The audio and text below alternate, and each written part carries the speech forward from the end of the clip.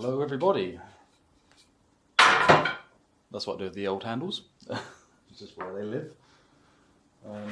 Yeah, I thought we'd have a little axe chat whilst I clear up the shed. Say axe chat, axe related things. As you can see, I've been quite busy making stuff the last few weeks, hence the mess.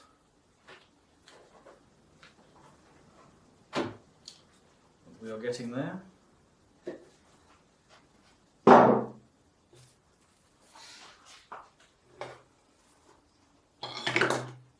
The trouble is I can't decide where everything belongs anymore because I keep using different tools more regularly again.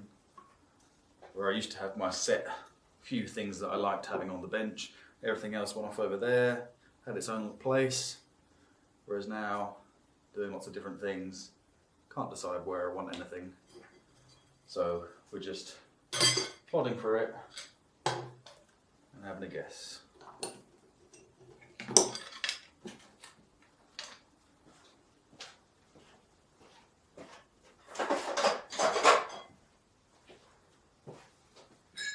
A little project is I'm just going to take the shoulder down on this recent build I've made. I hung it with a bit of extra shoulder initially, so I wasn't overly sure how dry this piece of ash was, and I just wanted a bit of room. If I wanted to seat it down further, then I could. And I've had it indoors for a few days, and normally if I leave it indoors for say a week or so, particularly this time of year where we've got the heating on, then you'll notice any shrinkage. It will come loose a little bit, or the wedge will start pulling away. And yeah, nothing. And if it does, again, it's not the end of the world. So yeah, I'm going to take the shoulder down now just a little bit and get it where I want it to. I'm still going to leave a little bit on the conservative side for it, just so I've got a bit more if I need to. At some point, put it further down, but I don't think so. I think we're okay. And on the topic of handles, I don't know if anyone else has found him, but there's a channel called East Coast Lumberjack, and he's very, very good on his information about handle selection, like more so from the angle of making your own handles, how to identify good, strong wood, and then how to process it from log to handle.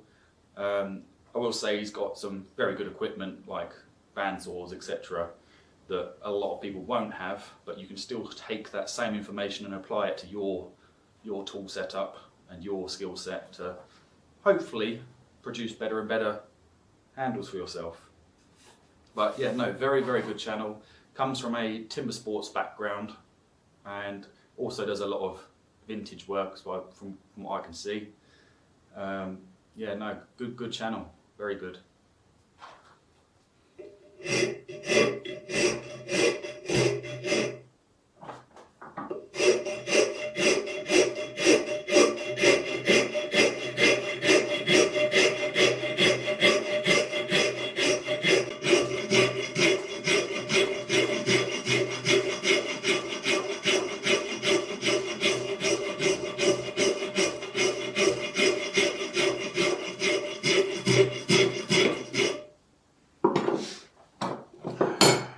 Feel. Always go and feel as you go along. Whenever you're doing handles, do a little bit, pick it up, have a good idea of where it's at, and do a little bit more. Never rush them. You can take it off, but it's very difficult to put it back on.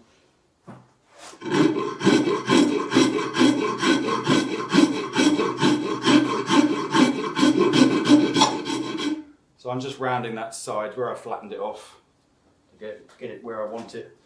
I mean, it's probably still quite wide for most people's preferences, but like I said, this is my axe. I've got quite big hands. To me, that's about the limit. I would go a little bit higher, but again, like I said, I'm not overly sure how dry this piece of ash is yet, and it does just give me that little bit of shoulder that if I do need to adjust it long term, I can.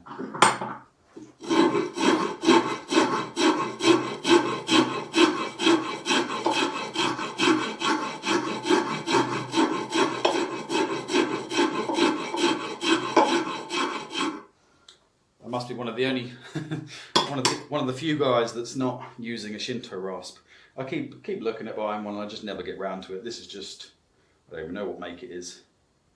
Oh, made in China. This is a Diamond brand, no doubt. Oh, Diamond brand file. Didn't even know they did them. But yeah, Diamond brand, not file, rasp, sorry. Yeah, one round side, one flat side.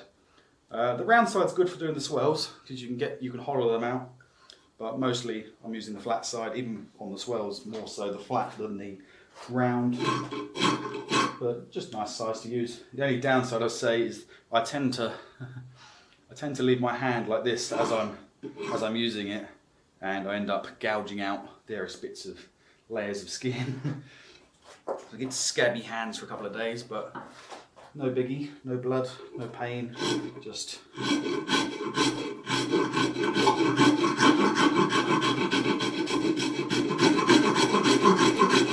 an inconvenience, really.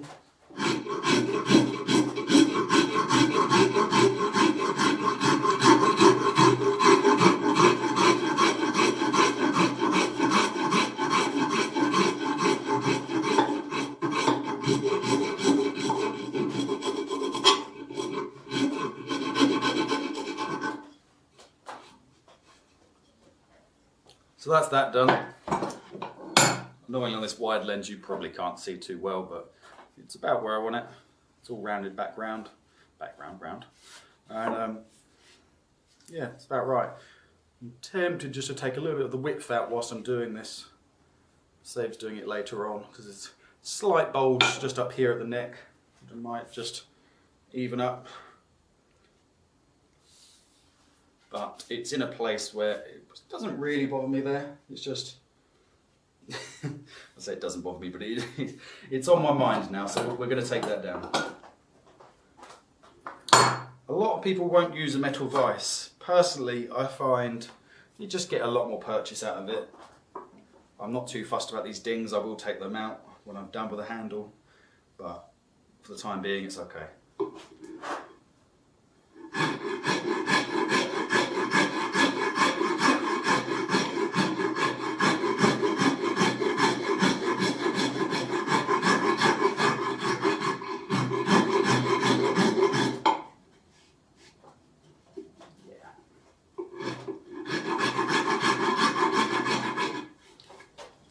It's not cool. Sorry.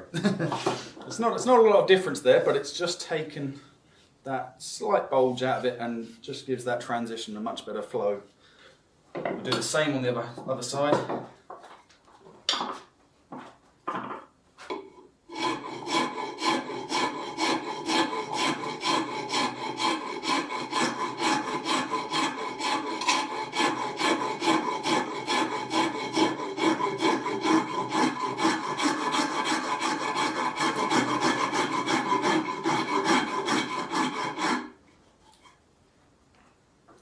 Every time you touch the sides, you want to just bring it back and blend it all back into that curvature. I can't speak for everyone else, but I notice any little weird inconsistencies.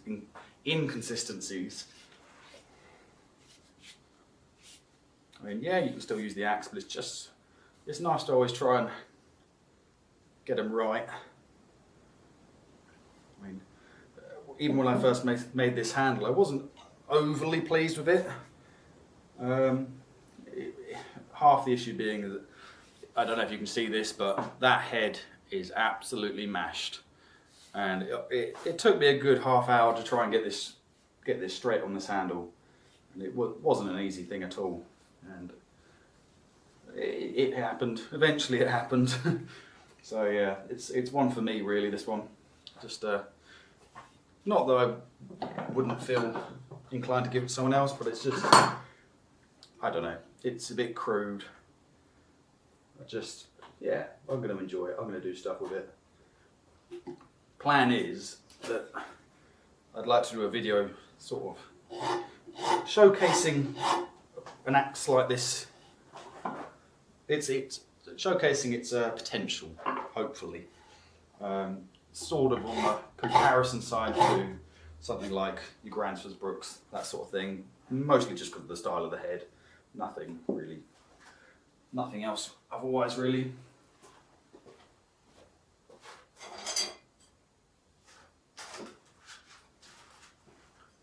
So This is why I don't tidy up, because everything's now over there, whereas the last 3 weeks everything's been right in front of me. You just pick it up, dig it out of the sawdust, and there it is.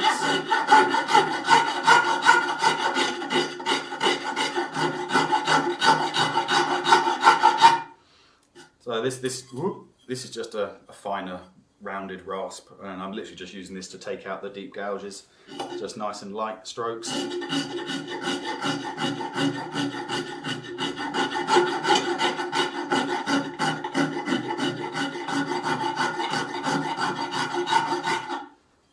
And that's partly because I'm in an awkward area.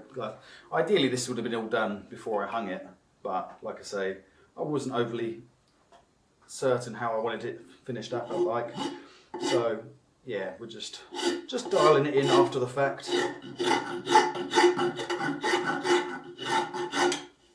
Still perfectly doable, just like I say, limited room up here by then.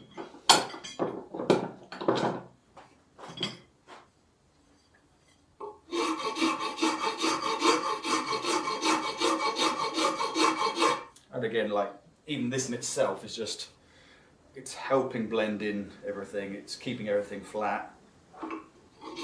Just doing these nice longer strokes.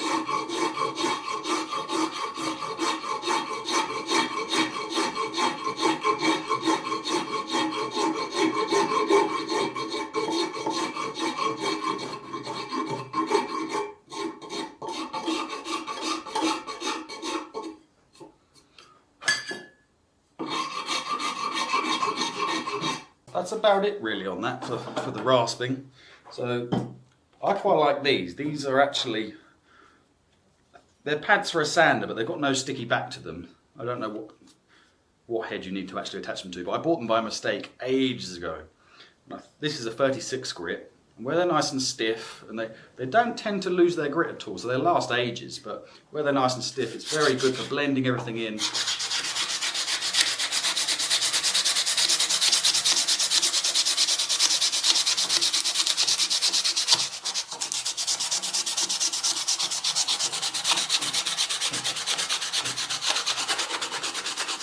The trouble I find with, if you had the sandpaper equivalent of a 36 grit, they where the grit's so low, they tend to fall to bits. You'll do a handle or two maybe with one sheet, and then, like I say, you get a big gap in it, and then suddenly it will tear, and you're sort of fighting with it more than you're actually working with it.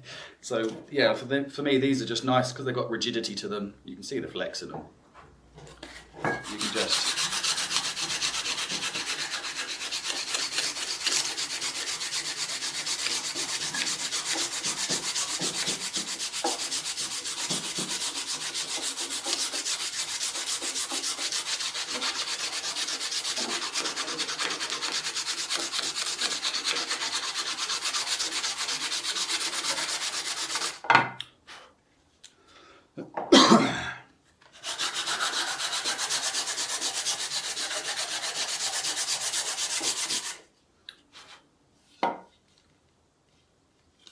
and this is also the time where this 36 grit's where I take those vice marks out of the handle as well. Just check for any bits you've missed.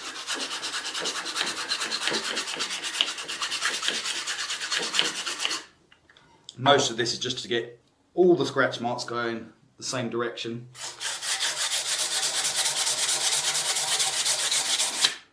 So got a tickly cough, sorry. But yeah, no, get everything running the same direction. And you see it's pretty quick work. Like I've got a fair little gouge here from the vise, and it should only take 20 seconds or so to get that out.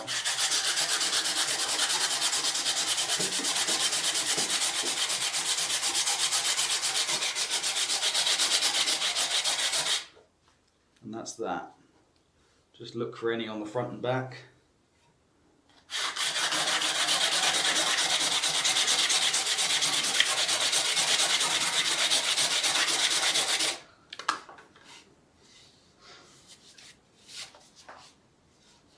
And again, just feel it as you go. Feel for any high spots, any square edges, that kind of thing.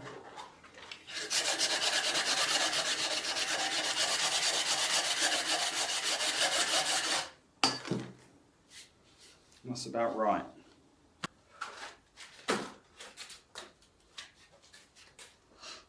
This is what I mean about that sandpaper. This is only an 80 grit, but you can see all the bald patches on it. Eventually it gives up and it's just not worth fighting with it. Just get yourself another piece out. But same process again, all same direction. And even this, I only made this the other day, so this isn't an old piece of paper, but I'm already feeling it's a bit too flexible.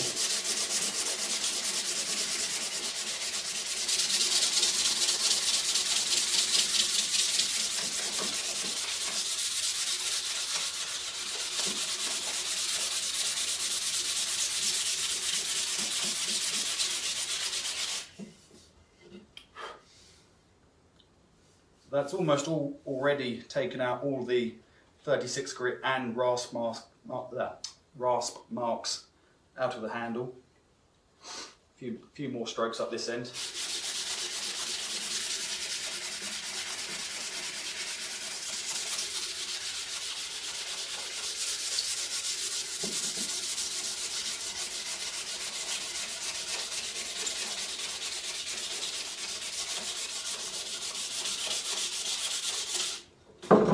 Whoops.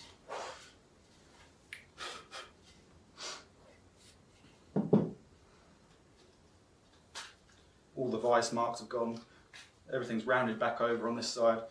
Now just this side and then I think it's done.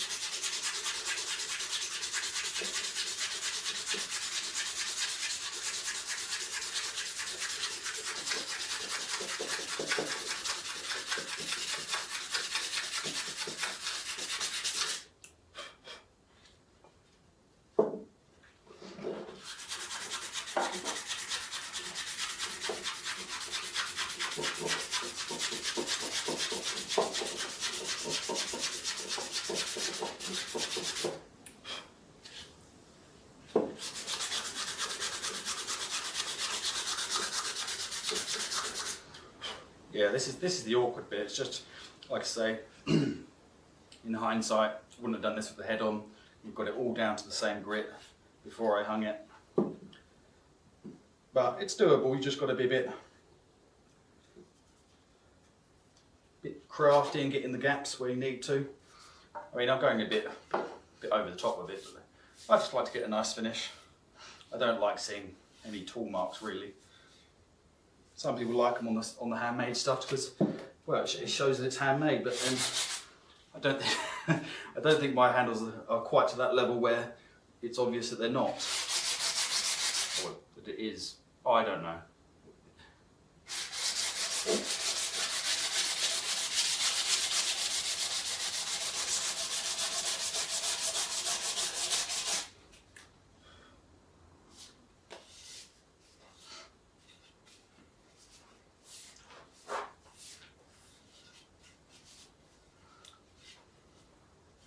Yeah, I think that'll work out quite well. I mean, that is a 2.5 pound head. Let's see where you're at. That's better, isn't it? Yeah. This is a 2.5 pound Staniforth's Severquick, which I don't know how old it is.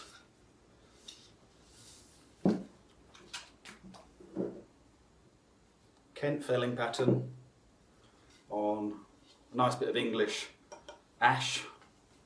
I can't quite remember where this tree came from, but I think it was one we took down at work probably a year to a year and a half ago.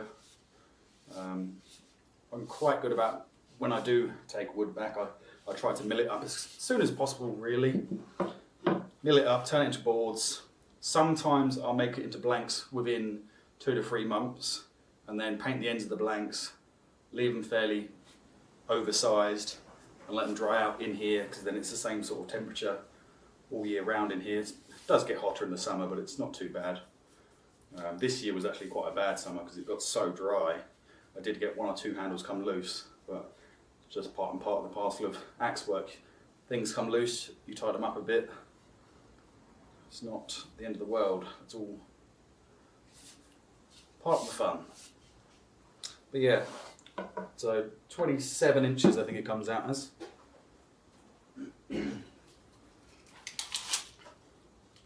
Excuse my knackered tape measure. Yeah, 27 bang on, which I might have gone 28, but for whatever reason this came out as 27. I think the original plan was it was going to be 28.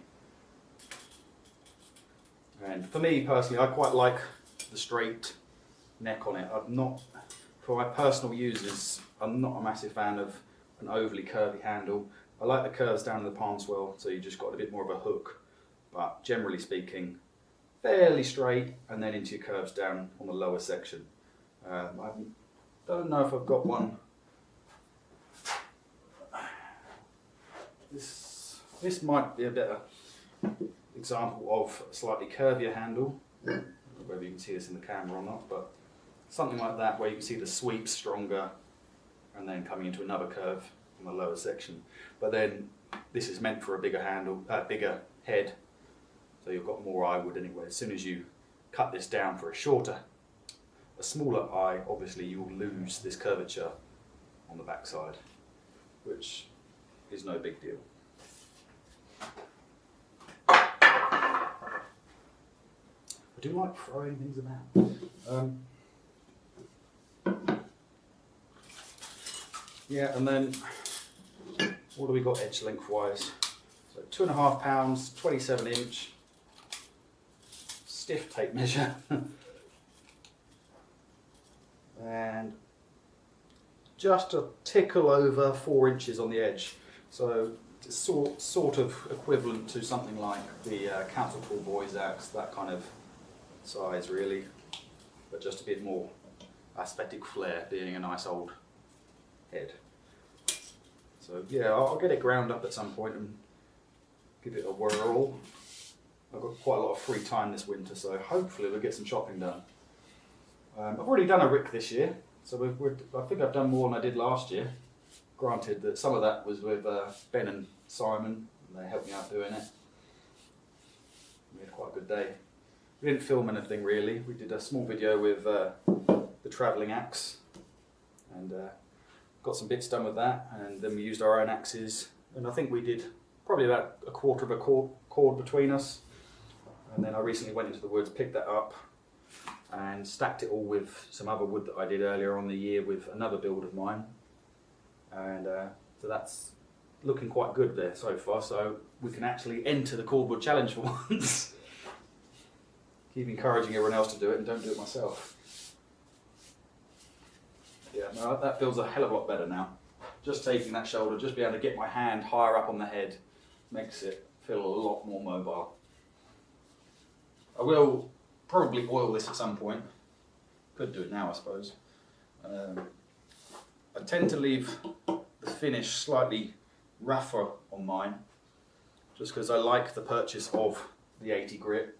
When I sell stuff or give stuff away, I will go much higher. I'll even finish it with wire wool. So I'll go 80, 120, maybe 240, then wire wool, and you get that really nice glossy finish. Yeah, it's a nice thing, and I used to do it a lot on my own axes, but like I say, when it gets wet or whatever down the woods, it's just nice having that little bit of grip. Not that you should be death gripping the axe, but it's just a bit of reassurance really.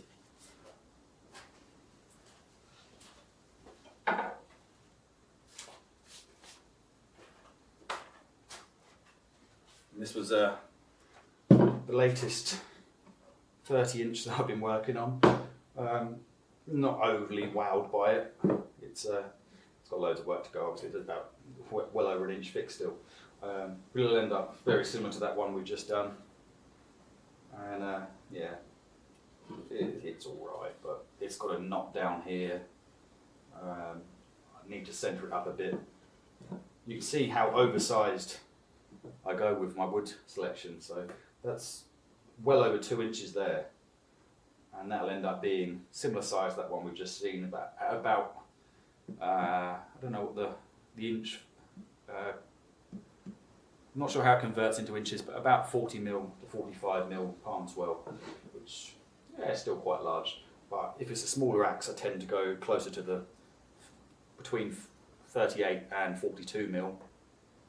Whereas a big axe, I'll leave it at that 40 to 45, depending what style it is, etc. But yeah, that's the next one in the works. I've got another knot on the back there as well. I don't think knots are overly much of an issue, but it's more so if I were giving or selling it to someone, people don't like it, they see it as a flaw. Personally, that's most of my users are the ones with knots or slight inconsistencies in grain or whatever. But they very, very rarely have issues. Unless they warp, they carry on going. That's my only exception, is a warped handle. It gets, to an extent, you can manage a warped handle if it's slightly off centre or whatever, but when it starts getting to the point where you're glancing frequently, then I think it's starting to get dangerous.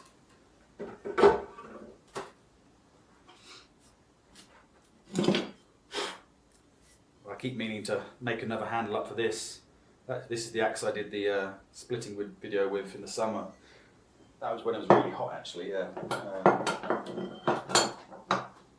I managed to give myself a big old nick right on the edge here, which was a bit frustrating because it's a really, really nice head. Again, Staffordshire miners pattern, long pole, wider, stouter, quite shallow eyes, probably only about just under 2 inches for the eye depth, including the lugs, obviously.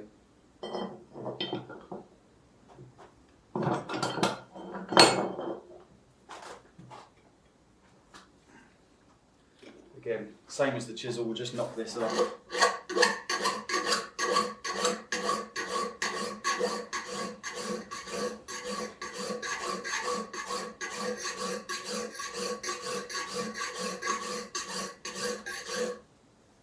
It's actually quite nice workable steel on this, you can hear it.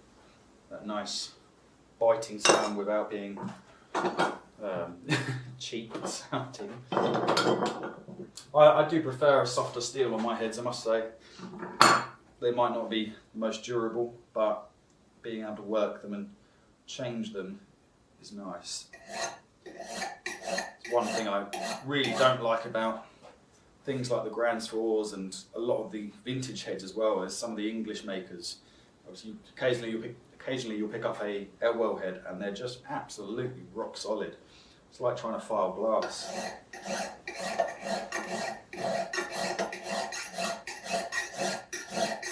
I think plum is probably the American equivalent. I've had 1 or 2 plum maxes and they're just horrific to file, which is it's a testament to their steel, but unless it's already set up how you want it, it's not a fun time.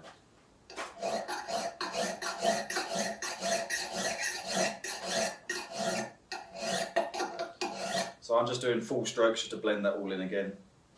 There's obviously no damage down this side, but it just keeps everything nice and consistent.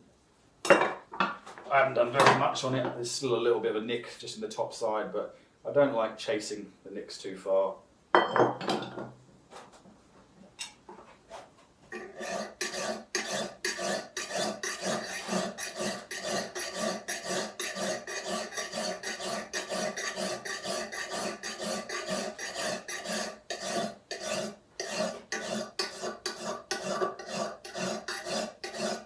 As long as we can get it out and it's still a functional edge.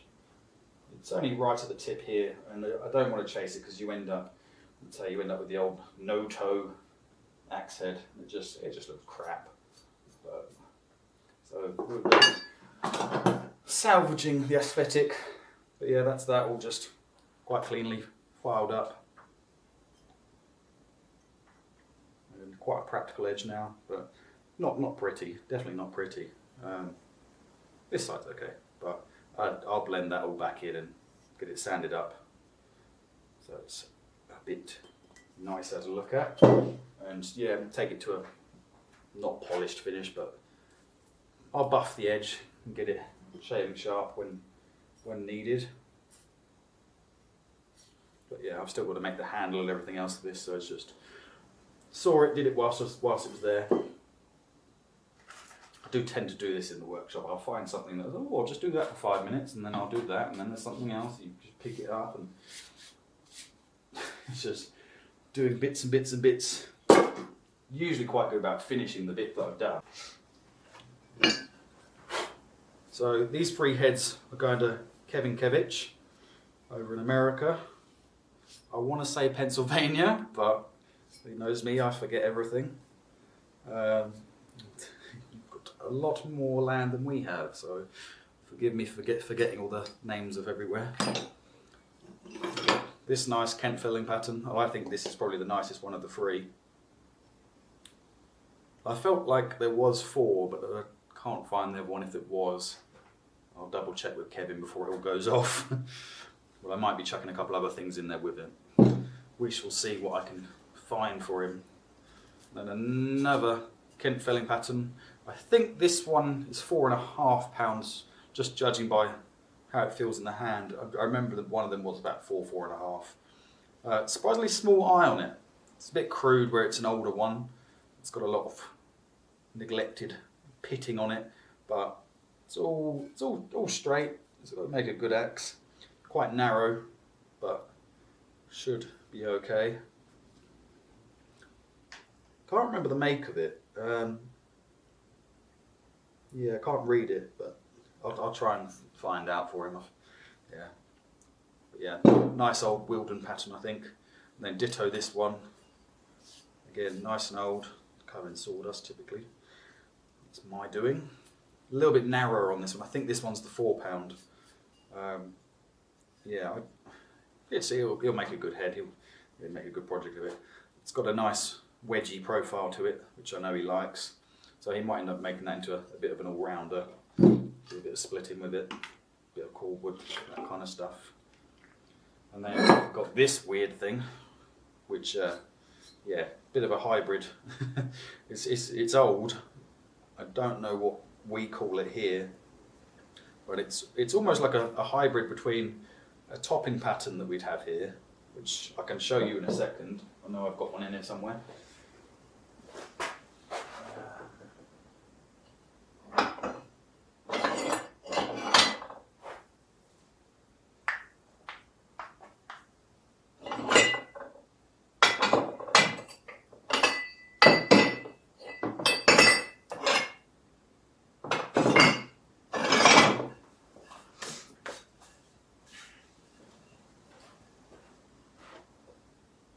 So yeah, there you go.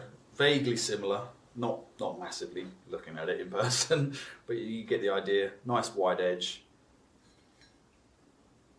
And yeah, these were what we used for just lopping the ends off of trees, just like limbing basically. Nice big handle, something like that. And just one clean swing. Just lops the top off and then done. And then the rest obviously be logged up by saws. That actually looks quite good on there. Shame this head's all delaminated. I need to find something to do with it really. I don't like scrapping things, but it is pretty knackered. I'm sure you could hang it. I could get it welded up. Arguably not worth doing, but we shall see. I'll hang on to it anyway. I might have that for years. Someone might make a job of it. So where did I get to? Yes, so somewhere in between that sort of topping style, and then it's sort of reminiscent of a Oberhauser with this rounded heel, and then quite a wide eye as well, which is sort of Oberhauser-esque, which I was surprised how much wall thickness there is in these cheeks. That's where a lot of the weight of this is. When I looked at it, I thought, oh, that's a nice sort of 2.5 pound, 3.5 pound at most. But you feel it. It's probably getting on for 4, just where it's got all that mass in the cheeks. So yeah, put a good grind on that. You'll have to do a custom handle, I'd imagine, unless there's American stores that do nice wide-eyed things, because it's got a fair eye on it. But I think it's got potential. We shall see. But yeah, so they're all going to Kevin. He may be getting this as well. We shall see. I haven't really shown him that, but don't look. It's not yet. It's not ready. And then I've got to send the travelling axe is going to, oh, hang on, forgot his name, Kurt S. Kurt S. I don't know if that's a pun or whether that's actually his last name's initials. Yeah, Kurt over down in Australia, he's having the travelling axe, and hopefully he'll enjoy it, hopefully. He's quite eager to have it, I think. I gave him a message recently. As soon as I can sort it all out, he'll be going down there, and hopefully I'll make a video for you lot, and you'll get to see it doing some Australian hardwoods. And yeah, we were talking about long term. We need to talk to Matt about it as well. If we think it's right for people to modify it as they possess it for a little while, because it'd be nice if everyone did their own unique twist on it. But there's only so far you can go with that. I considered it myself. There was a couple of things that I would personally tweak on it, and we discussed it between myself, Ben, and Simon whilst we were camping, and we sort of felt, yes, it's nice, but at the same time, it's his product that he's produced in his style, like it's his preference, and I think that is kind of the message that I quite like with the Cordwood stuff, is that each individual person, when they're doing these builds, like wherever it's gone, like this axe we were just working on, this is my style, this is what I like. If I went and sent this round, I'm sure there'd be people that wouldn't like it, they'd want to, but they'd change it. However, wait, they might want to change the grind, they might want to, I don't know, reinforce the wedge, they might want to, again, change that shoulder, they might want it further up, or they might want more shoulder, I don't know. They might want more width in the handle, they might want less width in the handle, they might want it thinner, they might want flat sides, or they might want less palm swell, that kind of thing. But like I say, that's my thing, and I feel like, in the case of the travelling axe, it's sort of wrong to overly modify. I think maintain it is certainly the way forward. Respect someone else's work, and yeah, just look after a good tool. But as far as significantly changing, I don't know whether it's the right way to go about it. Be interested to see what Matt says. I think as an axe, it's got a lot of potential. Well, it should have. It's a bloody good head, and yeah, I think I'll leave it up to them to what people want to do a bit long term. I think that we should carry it on as well after this year. Just let as many people as we can just experience using it. Like I say, not so much from the tool perspective, not so much from a critique or analysis, but more so from getting people involved, more so from a community side of it, getting it round. I mean, it's already gone halfway around the world. We're going to get it all the way around the world. So a few more people want to get involved, and it can come back and forth, here, there, and everywhere, and just keep it going. I think it's just a nice thing to do, and I think that is one of the key points of doing this stuff. Is it's the community. It's interesting seeing everyone's self-progression, the way that their preferences come out. Like that's what I was trying to say about the travelling axe, is that's someone's preference, that's their sort of personal design, that's what they've done. Like, I think it's nice seeing that sort of thing, where it's not so much about, oh well, I managed to do X amount of cutting, or I did it in this time speed. Like, I think if you're doing time things, you're in a timber sports scenario, you absolutely fine. It's really cool seeing your progression, because, like I say, that is a discipline in itself. But as far as the cordwood side of things, it's not so much about how much you get done or how quickly you do it. It's being involved in doing it, enjoying the process of it. So, likewise, where I started on something like the Council Tall Boys axe, which everyone's got. Everyone loves that little axe. Very good axe, very easy to service. But anyone can pick that up. Once they're good with it, they're good with it. So what I try to do now is I make my own versions of it. And I think it's nice seeing a few people starting to get into that side of it and just not necessarily working a deficit, but trying out these things that aren't typically optimal, like Ben using a lot of these European style heads, and now Kevin having a few as well to play with. It's nice seeing people just trying a few things, getting out there and just enjoying the process of being there, doing it. It's not about the result so much, it's about just getting out, just doing it. And yeah, I think it's a good thing to have that in mind, that that's the reason I personally do all this. Like, it's not, yeah, it's nothing else really. It's just, for me recently, I've been enjoying the building aspect. I've done a bit of chopping this year, but nowhere near as much as I used to. And I think I'm getting a lot more enjoyment out of building things relevant to our topic. Even like Simon building his bows lately on Woodland Craft UK. He's changed his name. Yeah, Woodland Craft UK is Simon's channel. He's Simon and Ben, the guys that we camp with, and yeah, he's been doing a lot of bow making lately, and it's just nice seeing those axe skills transfer into other aspects of craft, and that sort of same skill set progression. And I think again that's how the cordwood started, is that it should be about your skill set progression, not optimizing everything necessarily. Optimizing is good, don't get me wrong, but also expanding your skill set, learning how to use these particular tools.